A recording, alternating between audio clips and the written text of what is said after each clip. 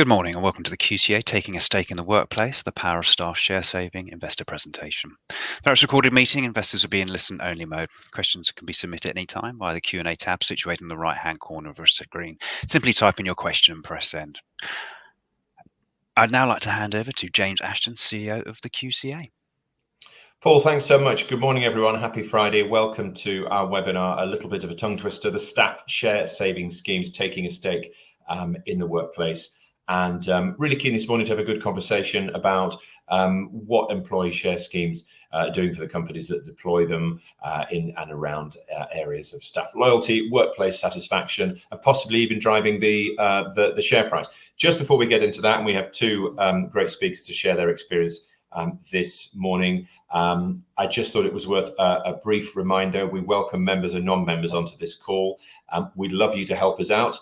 Are your clients members of the QCA? Are your contacts members of the QCA? We're trying to do lots more pieces of work like this, knowledge sharing across the membership and offering advice and guidance. We have a full events program through the year. If you are a company and you're in Manchester on March the 11th, you can join us for dinner. If you are a member and you're in London on the 5th of June, you can come along to our annual conference. We're really pleased to have the City Minister, Emma Reynolds, appearing at that, as well as the Financial Reporting Council, the FCA, the Lord Mayor of London, and so on. And also a reminder of our full programme of policy and research work that's filtered through all our expert groups. Already this year, we've put in 5 policy submission responses, really sharing our views on FCA enforcement, the Pisces trading platform, and the FRC's stewardship code. So do spread the word. And keep us in mind. Let me switch now to the speakers that we've got today, and I'd ask Paul to pop those slides up. So that's the subject there, taking a stake in the workplace, the power of staff share saving. We will have more of these to come, by the way. In future weeks, we have an event on corporate communications. We also have one in the pipeline on board performance reviews, and are always looking for different topics that we should be covering with the membership. A reminder of who I am, that I am a recovering journalist, formerly of a number of titles, chief exec for the last 2.5 years at the Quoted Companies Alliance. And joining us today, I'm really pleased that we've got Nick Clark, who's the CEO of Aukett Swanke, and a whole range. What I didn't realise about Nick, and I should have done, is all of his physics qualifications, which we might not get time for today. But Nick is a relatively recent member to the QCA, very welcome. And actually, this shows how we work. The conversation about what he'd done with share saving and incentivising the team happened at one of our members' dinners. And this is what happens. We're taking out his story to a wider audience today. And joining Nick, we're really pleased to have Helen Hopkins from MUFG, the client technical director there, and an expert in share plans over 20 plus years, I think now. So let me hand straight over to Helen. I'll see what, all right, so let's go on to her slide now. And we will please ping in questions, ping in points. And we really want this to be a conversation. Once Helen's spoken, Nick will, and then we can talk more broadly, hopefully, about what companies could be doing and should be doing in this area. Helen, welcome. Let me hand over to you. Thank you, James. So what I'd like to talk about this morning is really to give a background to those people who are not aware of the tax advantage plans that we have here in the UK. So for the last 45 years, the government have been supporting tax advantage plans. So let me start off with the let me just see if I can move on to that next slide. I don't seem to be able to move. Okay, so the company share option plan. So as I mentioned, in the UK, there's a support for tax advantage plans, and the company share option plan is a tax advantage plan available to companies on a discretionary basis. So this means that they can provide the options to employees within their company who they wish to incentivise. It comes under the Income Tax Earnings and Pensions Act, Schedule 4, and company needs to comply with the legislation in order to be able to put one of these plans in place. It's an option for employees to be able to buy shares in the future at a price that's set at the start. And for the company share option plan to have the tax advantages, that price needs to be set at least at the market price. And each employee can be granted up to £60,000 worth of options. So this limit actually increased back in 23. Previously, we've had it at £30,000 for a number of years, but to encourage more companies to put this plan in place, it was increased to £60,000. And what does it actually mean for employees? Well, employees who are granted options under these plans are able to exercise, and any gain that they receive from the share price from when they were granted the option is not liable to any income tax or national insurance. That's saving to the employee and to the employer as well, as long as the options have been exercised at least 3 years after grant, or if the employee left the company due to good reasons, so redundancy or injury or disability. So that's the company share option plan. And move on to the next slide. All right, so yeah, thank you. And that's the Enterprise Management Incentive, EMI. So this was introduced in 2000 to encourage smaller companies to be able to attract and retain employees. Now, companies that can put these sort of plans in place need to have gross assets of £30 million or less, and have less than 250 employees at the time that the options are granted. And they also need to be a company with qualifying trading activities. So it's not available to all companies, but it is a great tax advantage plan for those companies who can put it in place. Again, it comes under ITPA. This is under Schedule 5. And it allows employees to be granted options which they can exercise in the future. Now, they can be granted at a discount to the market value. If they are granted a discount, then that discount is subject to income tax and national insurance when the employee exercises. But if they're granted at market value, then the employee can be granted up to £250,000 worth of options. If they exercise them within 10 years of grant, then there's no income tax or national insurance to pay, although they may be subject to capital gains tax. So this is a great plan for the smaller company, and it's seen widespread take-up of this type of plan. The HMRC statistics that came out last year show that there's about 19,000 companies in the UK who have this sort of plan in place. So moving on to the next slide. With this now to look at the tax advantage plans that we have in the UK that are aimed at all employees. So the first of those is Share Save, or Save As You Earn.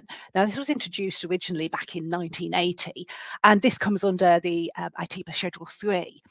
And this allows companies to invite all of their employees, subject to eligibility criteria, to take part in a savings arrangement with a certified savings carrier, and that money that they save, they can then use to buy shares in the company. The employee can save anywhere between £5 and £500 per month, and the ProShare statistics that came out last year showed that the average saving for employees under this type of plan was £150 per month. The option that is granted can be granted at up to a 20% discount on the market value at grant. The employees save for 3 or 5 years, and at the end of that 3 or 5 years, they may be entitled to a bonus, an interest-free cash bonus on their savings, and then use that money together with what they've saved to be able to buy shares in the company. They also have a choice at that time. They can just take the money back if the option is underwater and it isn't in the money. When they exercise their option, there's no income tax or national insurance to pay, although they may be subject to capital gains tax. However, there are certain things that the employees can do, such as transfer shares to ISA or transfer shares to spouse, to help to reduce that tax liability. And moving on to the final all-employee share plan, the share incentive plan. We can move on to Yeah, there we go. And move on to that slide. Now, this was introduced in 2000 at the same time as EMI came in, and this is under IT per Schedule 2. And this allows companies to put in a flexible plan, which allows employees to get immediate share ownership in their company. So this is popular with both listed companies and private companies, and it has 4 main elements: free, partnership, matching, and dividend shares. And on the next slide, we can see those different types of share that the employees can receive, and the sort of and how much they can get. So a company could provide free shares up to £3,600 worth of share in any tax year. Alternatively, the company could look for their employees to contribute to the plan, and they could do that through partnership shares, where employees can contribute up to £150 per month or £1,800 per year. And that is from pre-tax salary, which means the employee hasn't had to pay income tax or national insurance, and the employer saves on employer's national insurance. Those contributions are then held by a trust and used to purchase shares in the company. Now, the company could then match those shares, and the legislation allows for the company to match up to 2 shares for every one that the employee has purchased, giving the employer a chance to increase their stake in the company. And if the company are paying dividends, then those dividends can be paid out as cash. Alternatively, the company could allow the employees to have their dividends reinvested. Now, the shares that are reinvested into the plan, then they're not subject to dividend income tax. And together with the free partnership and matching shares, as long as the employee holds these shares in the plan for at least 5 years, and they're not subject to income tax or national insurance, if they're held for less than that, then there's a sort of sliding scale for that tax.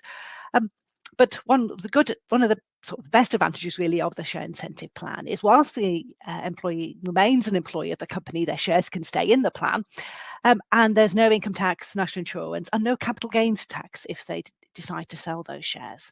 So that, together with the other tax advantage plans, give companies a sort of quite a good few choices there of the types of plans that they can put in place. However, they're not restricted to these types of plans. They can also put in place plans that are not tax advantaged.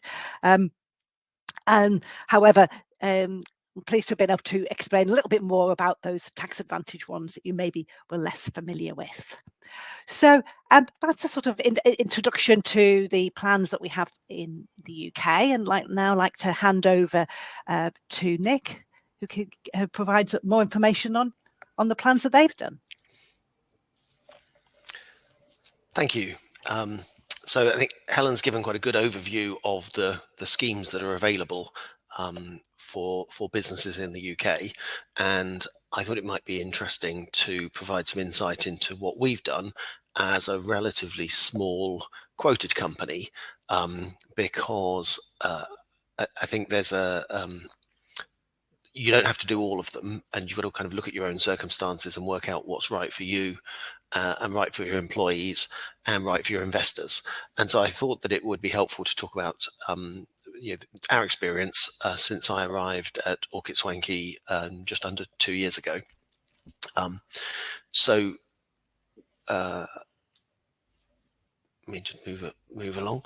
So we're a business which is essentially a PropTech group, a smart buildings group, where we're using buy and build to acquire a number of businesses that work in improving the built environment. We started, though, in architecture, and we're on a journey to become a smart buildings group. So we're in a kind of a transition phase. Smart buildings, if you're wondering what they are, this is a very complicated graph by one of the main market research firms, showing all the different building systems and how they connect. And really the idea is that all the different building systems should talk to each other, that if your room booking system knows that your business is empty on a Friday, tell the heating system so you don't waste a load of money and burn fuel heating an empty building or cooling an empty building. that sort of thing. So as I say, we've been on this transition. Aukett Swanke Limited is a full-service architecture business that we own, and we were the only listed architecture company in the UK. We've been on AIM since 2006, main market since 1988, and we've made this switch using architecture to accelerate growth. Architects are the sort of trusted advisors in how a building should run and operate, and how you to what the vision is for the building.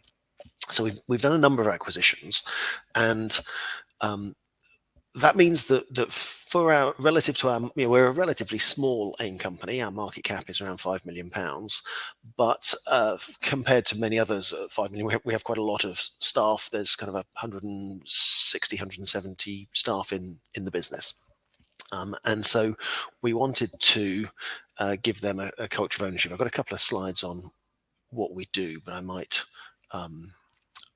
skip that. But essentially, the ownership, because architects don't really need access to equity capital markets, we have some of the challenges that other listed professional services firms have found, which is that the original owners of the professional services firms take shares in the public company, and over time, as they retire, they sell out.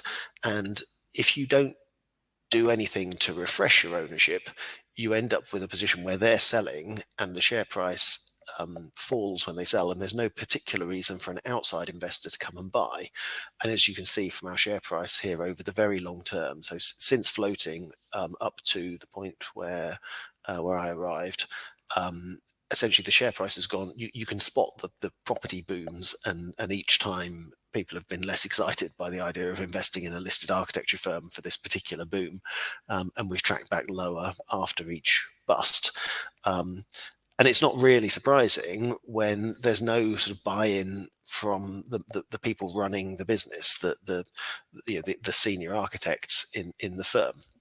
Conventionally, in a professional services business, there is a culture of ownership, but only once you're part of the senior management team. There's the other trend is employee ownership trusts, and I'm a little skeptical about those because it gets described as the John Lewis model. But if you work at John Lewis, you're told you're an owner when you arrive, but you don't pay anything, and when you leave, you're told you're no longer an owner, and you don't receive anything. So were you ever actually an owner? I mean, it's really just a means of distributing, instead of dividends, sort of bonuses to staff. I don't really regard it as true ownership.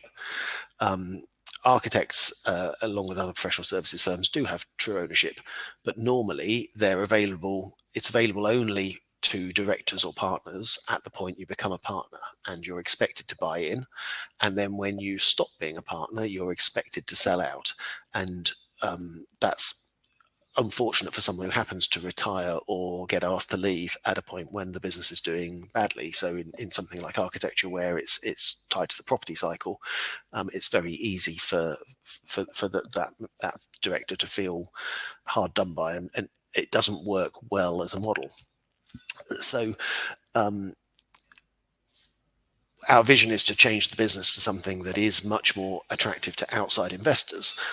But in doing so, we create a share that is more interesting to staff, to directors, and to ownership, to people who want ownership. And that's something that's only possible because we're quoted. So all of my competition, as the only architecture firm, can't do this.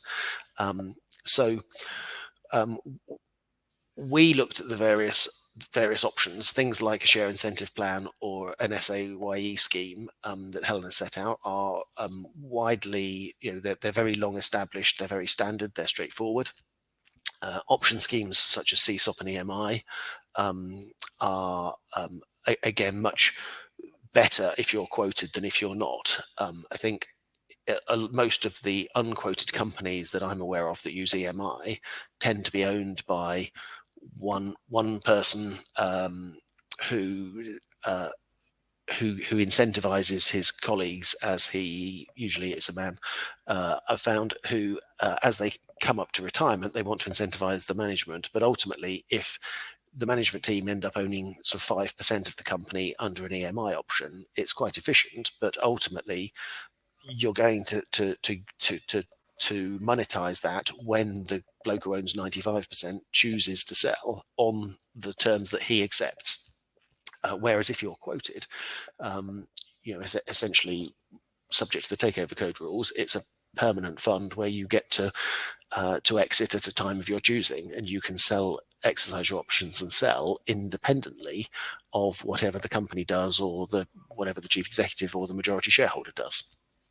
And then the other thing that we're going to touch on is that you don't necessarily need to stick to established schemes. They provide a tax efficient framework, but there are other options that might be attractive too. So we looked at the various options and we chose 3 different schemes, and a share incentive plan. So we call it ESOP, the All Employee Share Ownership Plan, which is a very straightforward share incentive plan. Management share ownership plan, which I'll talk about, which I'm quite proud of because that's one that we've kind of invented. It's not a formal scheme with tax privileges, but nevertheless it works extremely well for us. And a company share option plan, again a very standard option scheme. As Helen alluded to, the EMI is a little bit more restricted. It's although EMI has been around since 2000. It's the newer scheme. CSOP has been around a few decades longer, and is a little more bulletproof. And if you're interested in either of those, you can discuss the pros and cons with your advisors. And we felt that the CSOP was the better one for us. So just going over each of the 3. Firstly, ESOP.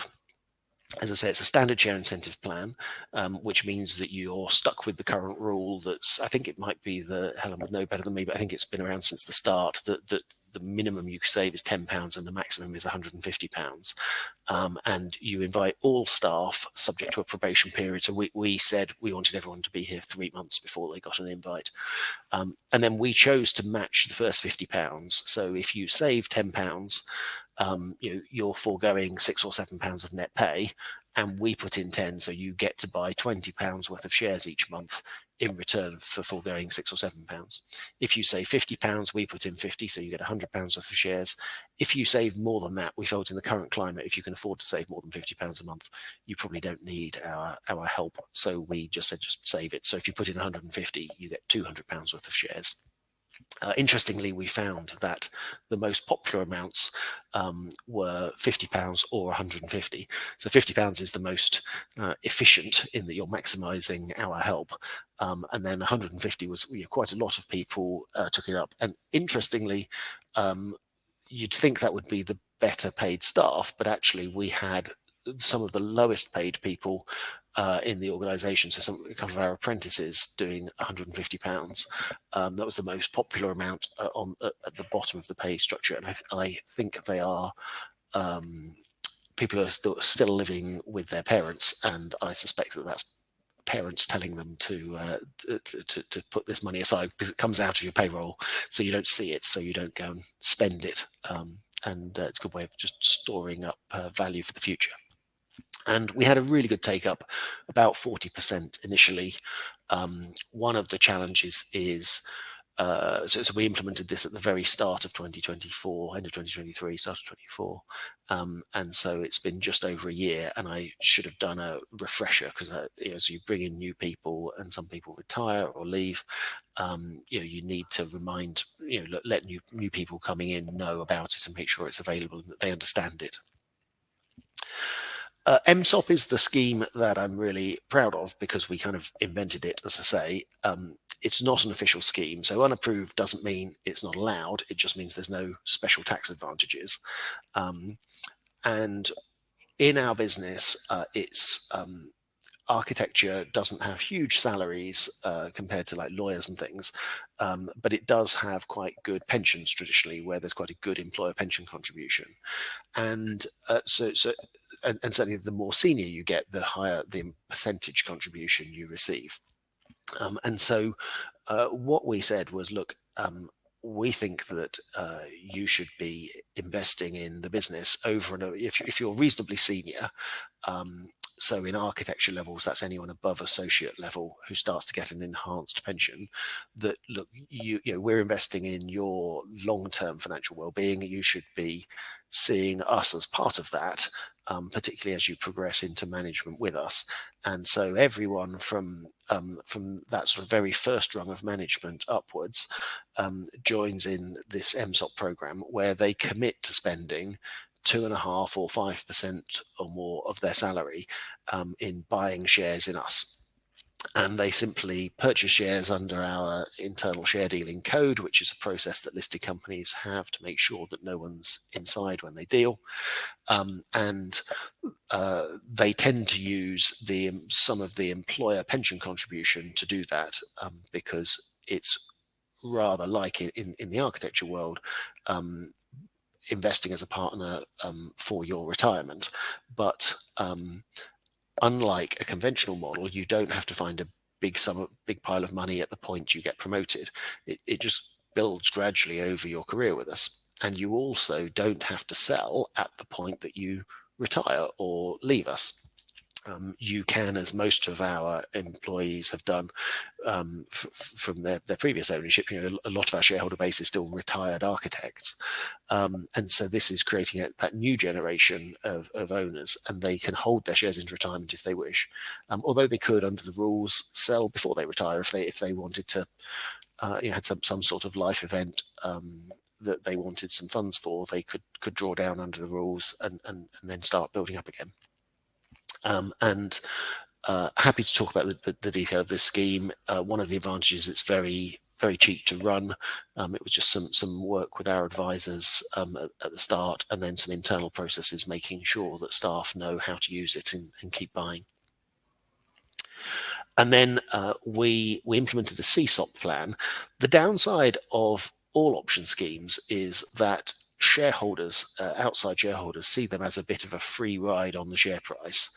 In my view, it's not really acceptable to go issuing shares at below options at below the market price, which is something that EMI allows. CSOP doesn't. But even then, it is a free ride on the share price. So we've limited it to the people who are active participants in the MSOP program. So if you are putting money at risk regularly, buying shares, we will help provide options to give you that sort of asymmetric upside, but it'll be proportional to how much you've invested of your own money. And then that way, I think it's easier to justify to outside shareholders as being a fair thing to do, while incentivizing the employees in the business who have shown us commitment.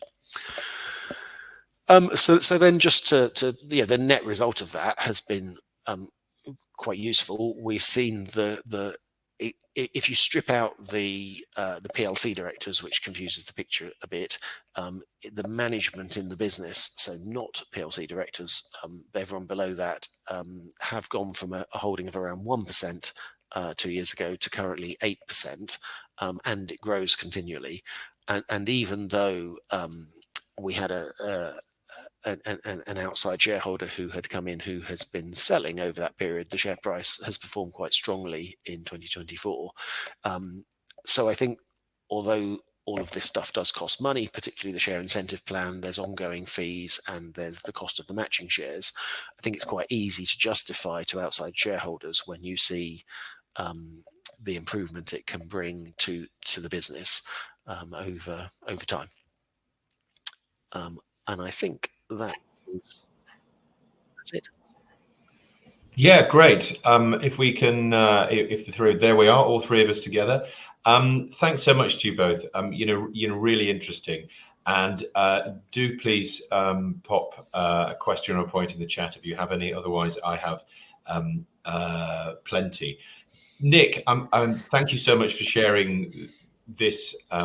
Almost exactly as you shared it over dinner that time. And what struck me was of all the things that you could do, because there's a lot of pressures on your time and focus and how you get this this Aukett Swanke motoring as you want to do. You've clearly thought very deeply about this and put a lot of, you talk about the cost but also the time. Is this something that you've led on? Is it the CFO has had to spend a lot of time, or how did it you talked about the advisors, but how did it come to pass? Yeah, no, it was mostly me, just because I noticed when I arrived when the first of the acquisitions we mentioned, which was a company I ran, and so it was a share for share acquisition, and then I joined the company, and then a bit later became chief executive, and as I got to look at the investor base, I was struck that actually we don't really have very many outside investors, and then I noticed, well, actually we don't even have very many inside investors. We're pensioner owned. It's all the former architects, and I thought, well, why is this? And went and talked to the staff, and they were just, well, it's a different model, isn't it? We're owned by the PLC, and they were just thinking about their own architecture business. So there's, we own a couple, and expected sort of, if there's not a route to own that, then that's all there is, surely. And they hadn't really understood that, like, no, you the beautiful thing about being a quoted company is it's really easy to buy shares, and one of them said, but anyone can do that. It's like, yes, they can. That's the point. Go and buy some. And why would an outside investor, if we don't show we've got confidence in our own ability to generate a healthy return? And so the way so from that was born both my determination to do something for all of the staff, and then as I noticed the limits, I think I'm sure Helen can correct me, but I think I'm right in saying that those limits are the limits that have always been there. And so whereas £150 a month was quite a lot 20 something years ago, it's now not a huge amount of money for the senior management to be investing in the business. So those who wanted to go beyond that really just needed some sort of structure, and from that was born the MSOP, which is really just just an agreed process of what's expected if you're senior management for buying into the business. And so quite a lot of them have gone above and beyond the amounts that we've suggested, and have bought bigger stakes, and obviously through 2024 that's been quite a good return, and my hope is that we can continue that. But I think the other attraction is that, unlike an option scheme, which tends to be new shares that if you're exercising, by definition you're buying them cheaper than the market price, these are shares that you're going in and buying existing shares in the market, and for us that's also helped fix another problem, that liquidity has been quite poor traditionally in our shares, which puts off outside investors. So there's this great benefit where it has all of the normal benefits of motivating employees to have them build an ownership. But it can be done in a way that can be seen as universally positive for the outside investors as well. Yeah, great. Can I? Sorry. Helen, I was going to say, look, Nick's obviously so very passionate about this, and I was going to turn to you, and I hope you will give some your assessment on what they've stitched together, because it is quite unique, isn't it? It is, in terms of, yes, that you're having that non-tax advantage way of effectively for employees being able to do that direct purchase of shares. It's not something that we've seen elsewhere. Interesting, mentioned earlier about the fact that in terms of those people who are saving under the share incentive plan, that actually it's not necessarily just the higher earners who are saving that higher amount. And that's something we see, not just with the share incentive plan, but also with share save, that often individuals, it's really a family decision in terms of having that stake in the company, and often you see that that there are a whole wide range of employees who are contributing the maximum. Now, for the share incentive plan, it has gone up slightly over the years, not much since it was launched back in 2000, it will be interesting to see. There was a call for evidence for the SIP and share save, and it will be interesting to see. We haven't seen any results from that, We know that these plans are sort of desperately in need of sort of updating to make them available to more and more employees, and to potentially look at the sort of that point at which they become completely tax-free, because employees are not staying with their employer as long as they did 25 years ago. So there's potentially lots of little things that could be done to make those plans better. And so we welcome any news in the future that the government has taken that evidence that was yes, it is a little bit complicated, sort of overcomplicated, more complicated than it needs to be, and I think that consultation was under the previous government, so yes, I'm hoping that the new one does respond to it, because we have a similar issue where one of the barriers is that in architecture is that if you're there's a sort of a process post doing your degree where you become sort of part 1, part 2, part 3 qualified, and often people want to move around to get different kinds of architectural experience. So there's an expectation of movement in the early stages of your career, which stops the share ownership from happening if you're forced to hold on to things for a number of years. But as I've pointed out, you only to staff, you only lose the tax breaks and the matching shares. You're still saving the money as long as the share price does well. Yeah. It's still a form of saving, even if there's no tax break at all. It's worthwhile to save. Yes, and that's something that we see as well. And there was some research done a few years ago which showed that actually, those the employees, particularly who were saving within ShareSave, they were saving in ShareSave where they weren't actually making any other savings. So they weren't even saving for pension, but they were saving into ShareSave, because often this can be, it's an easy way to save money. And with that plan, when you get to maturity, you don't have to buy the shares. If the share price hasn't done well, you can just get your money back, and therefore there's no risk until that point at which you would exercise after 3 or 5 years. And I think that's also something in terms of difference, in terms of the different sort of risk factors you get with the different types of plans. But then on the other hand, with share incentive plan, because you're saving from the income tax and national insurance that you've not had to pay on any partnership contributions, and if the company is giving you matching, you can still end up with a number of shares in the company, even if the share price isn't doing so well. Helen, it seems interesting that as Nick talks about it, the younger members of the team, perhaps because the parents are nudging them and so on, but to some extent this feels like it's bucking the trend, because the figures suggest that actually these schemes haven't attracted as many young workers as they used to do. So Aukett, Swanke, you're onto something. Yes, I mean it's certainly something that we see. It is the sort of there's like a bell curve in terms of, you look at the people who are in investing. It's usually those people mid-career who are the ones who are going to be investing in the different types of share plan. The older they get, more towards retirement, then they're reducing that investment.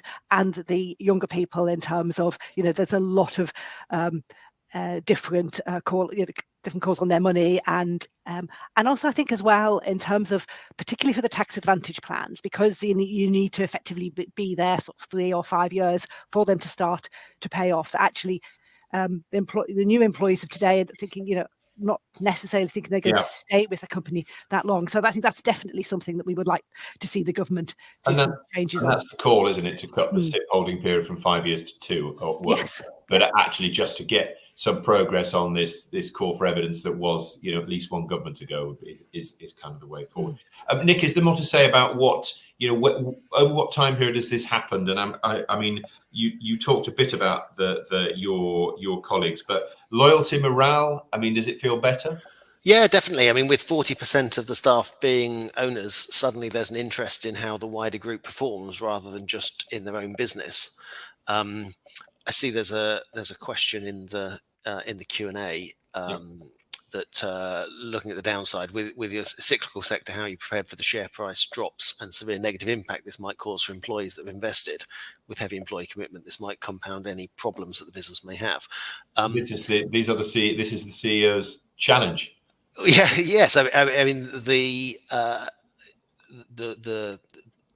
fundamentally. Being a cyclical business that's very small is not a very attractive place to be. I think you've only got to look at the long term to show that. I did, when I presented the all employee share scheme to staff, I started with a risk warning and ended it with the phrase about the value of shares can go down as well as up. And then the next slide said ours have mostly gone down, and I put the share price up. And I felt I couldn't in good conscience present it without saying that at any point in our past this would have been a terrible investment. And we're here to change that. We don't want to be a cyclical business. Architecture is now half of what we do. That will shrink as we become more of a smart buildings group. That is derives more of its revenue from the operation of buildings and less from the construction, and therefore we will be less cyclical. But because in architecture, the product you're selling, we're in the brain rental business. We don't have equipment and software licenses and things, so the number of employees is still primary, but we can still be a company that's majority architects by number of people, without being even though that might not be a majority of revenue. So we're here to get the share price significantly higher over the long term, and so in that sense we should be a very good investment. And if we fail in that, well, the people who suffer are going to be the management that caused that. It's down to us to make it work, and it provides us a very strong incentive to get there. And if we're wrong, it's kind of right that we have some skin in the game, and it hurts us all a little bit. Yes, it's a good incentive for it not to fail. So part of the answer to that question then is we hope to be less cyclical. We've set this out, and we know. I mean, I suppose, Helen, to some extent, I mean, these. Maybe particularly at the younger end, I mean, these types of schemes to be, selling them into the employee, you're almost selling against, crypto, these days. And, goodness me, people must know there's some sharp moves in crypto. Yes, I mean, I think it's, it's getting that engagement. I think there's one of the key things is communication. And when the, plans are put in place, is ensuring that you're communicating to your employees, but also thinking about the different employees you have, the different groups of employees, and how you can tailor that communication to meet their needs. And also looking for champions within the organisation, particularly if it's over a number of different sites or whatever, having people in certain locations who can provide sort of information to their colleagues. Sort of word of mouth, I think, is the best thing for a share plan. It helps to encourage that, because it's if employees hear how their colleagues are doing and hear what they've they've made some money from this plan and they've used it to go on holiday, to buy a car, whatever it is. I think that always helps encouragement in the plans for the future. What about the barriers then? There are, I mean, we know from talking to members, as I kind of foreshadow with the first point to Nick, is the leadership teams can focus on so many different areas, and for some of them, putting in place schemes like this I just haven't been top of the agenda. There's so many other things they could do. Is that one of the barriers, or can it be simpler? Well, I think in terms of, if you look at the different types of plan, if you look at, say, an EMI or a CSOP, if you're looking to put that plan in place for just a number of key employees, that can be done relatively simply in terms of, it could be administered in-house on a spreadsheet. There's a lot of companies who do that. I think if you're trying to put something in place for more on an all-employee basis in terms of a share save or a share incentive plan, you would need to look for support on that, either from administrative support or and also from legal advisors. But I think getting that support in place, and also there's a lot of there's a lot of sort of free support out there as well in terms of talking to other companies who've done this. So you get that practical advice in terms of how do I actually do this in the first instance, attending, webinars such as this, or, other sort of events to find out exactly, what is available, what can work for your company, because every company is different and every company will have different objectives that they want to meet with their plans. And it's just about, finding the right fit for the company. Yeah. And as people may know, they may not, but on this call, one of our expert groups at the QCA does look at share saving schemes. So we do group people together who are, at the forefront of how these work and how they could work, better in the future. So, we can connect people, if they're interested. Nick, what have I missed? Yeah, no, I think that's pretty good. Certainly, I found the implementation was better than I expected. The issue, as Helen alludes to, with something like an all-employee plan, is you've got to keep communicating to staff, and that can be a kind of an HR function, I guess. But there's an element of sort of ongoing stuff, and you do need a trust, and therefore you need trustees, and so a registrar, for example, can help with that. And so there's a little bit of cost to set it up and a bit of cost to continue. Things like EMI, CSOP, and our own plan has very low ongoing costs. There's an annual return called the Employment Related Securities return that you have to file every year. But that's kind of a finance function. It's relatively straightforward. But I mean, I do think that although most of these schemes exist for all companies, they are much better for quoted companies, and you're missing a trick not to use it. If you've got the cost of being quoted, this is an obvious advantage to go for as well. Yeah, and you express it very well. Did you there's different things you brought in. I mean, did you look at trying to do this without advisors, or was it just obvious that you needed a bit of expert guidance, outside guidance? Yes. So I actually have history in the firm that was bought that I ran. We first implemented a CSOP without any outside help, and you don't know what you don't know, and it's astonishingly easy to screw it up. And so I would definitely encourage people to get some professional help. Your registrar and your lawyer and your accountant are all helpful points to start, and will be able to get you going. And certainly, I mean, I'd be very happy to talk to anyone, because I think it's worked really well for us. I'd be keen to see other quoted companies doing it, because if thought about carefully, it can be good for employees and good for investors, and is well worth doing. And that's why we wanted to, focus this event on what you've done. And I think you said it's 40% of current staff are now shareholders. It was 40% of the staff at the time that we took it up. Right. A couple of them have retired, but are still shareholders, but obviously no longer staff. And the take up has been lower for staff who've joined.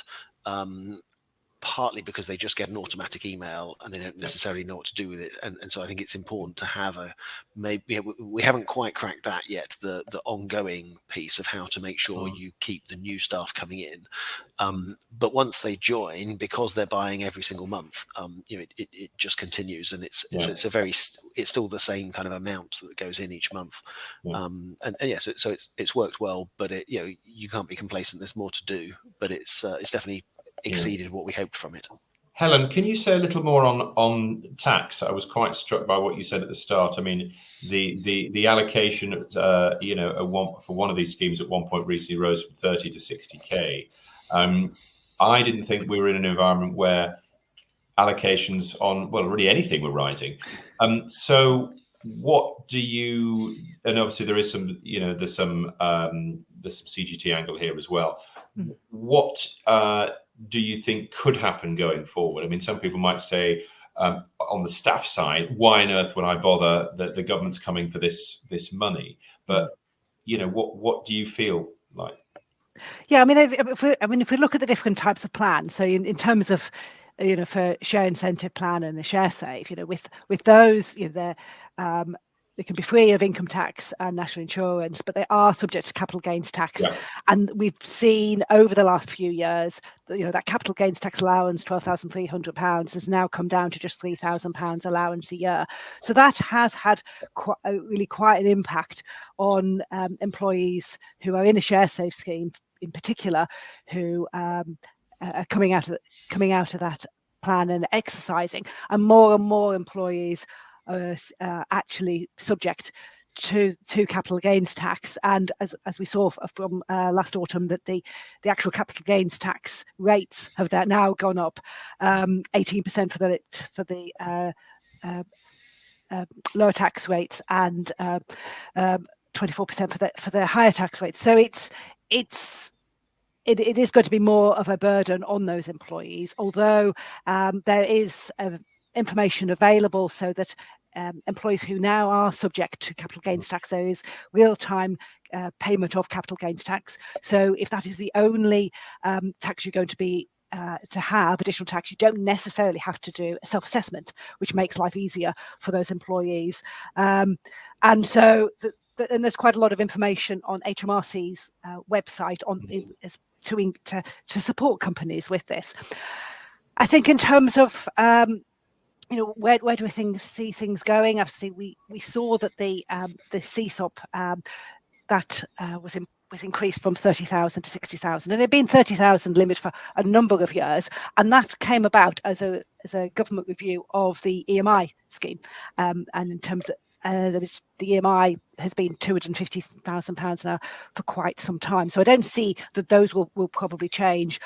But maybe we will see some changes for those SIP and ShareSave, and hopefully we will, because we want these plans to be available to all employees. We don't want them just to be available for those higher paid employees. We want all employees to be able to be encouraged to take part. Yeah, really interesting.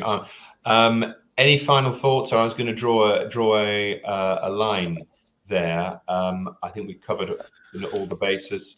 Nick, anything? Yeah, just said it before, but very happy to talk to anyone about this. Yep. It's worked really well for us. I think it's a great reason to be a quoted company, and would love to talk to anyone who wants to hear more. Great, excellent. And well, thank you to you both. Thank you, Nick, for sharing what you've done. Thank you, Helen, for your expertise, and thank you for the people participating. This can be played back, and as I say, we have more like this coming up soon, so we can reach our members right across the country. Corporate comms coming up. You're both welcome back on corporate comms if you want, and then even board performance reviews. Helen, I don't know if you stray that far with your expertise. Maybe you can have that Friday off. I don't know. But thank you both so much, and I hope that people have found this very useful. So take care. Have a good weekend. Thank you. And back to you, Thank Paul. you. Fantastic. James, Helen, Nick, thank you very much indeed. On behalf of the QCA, we'd like to thank you for attending today's presentation. That concludes today's session, and have a great weekend, everyone. Thank you.